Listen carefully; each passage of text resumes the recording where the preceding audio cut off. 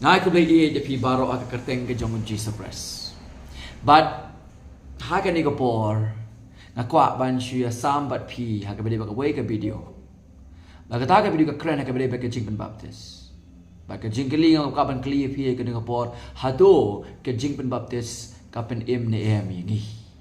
Ba ha ka bede ba ka ni ka juba ba ka ni ka Jingkren ngan ai ya ka ni ka video and share ka ni ka video but page ya ka ni ka video Bang ngait scam bau blay untuk khui fi ba ilong video ba langkon Henry ilong video iba dengkam hagaba akwa ban sam ke Jingkren jang wei usakri jong blay ko ta ko costin Ukraine ni bentai ba langkon but ilong iba shy ban pesuthuk yangi na ka benta ke Jingpynbaptist bala fidan kanu ke Jingkeli hai ka beli ni kaman pilai ka ban ni send ye ke Jingkeli ke jong fi hapo ke comment section but komta lesi ngala ban jubab ye ta ke Jingkeli ke jong pi ke wei pat ki video ubleng ker khu ye pi pe ye ke video kalong ka jingker khu ye pi bat nam ka ye ke jong pi ye ke jinge ke jong pi but samang shik wei khnang ban pelat ye ke mising ke bakodot na ke jinge ke bakala ke bujli ye ka gospel da ke jingkai babakala bat ka jing bom so thu ke jingki ye ka tien ka jong ublei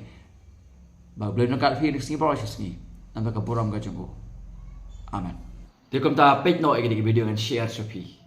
Mo kan long ke jingker khu na ka benta jong pi paro. Amen.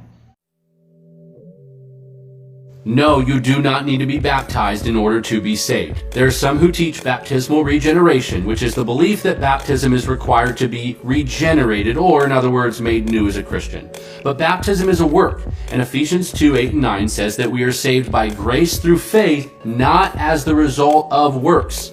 The right view of baptism is that it is a step of obedience, not to be saved, but because you are saved. So, are you a professing Christian who sees evidence of real change by the power of the Holy Spirit in your life? Well, then what are you waiting for? Go be obedient, make a public declaration about your private confession. That is what baptism is all about.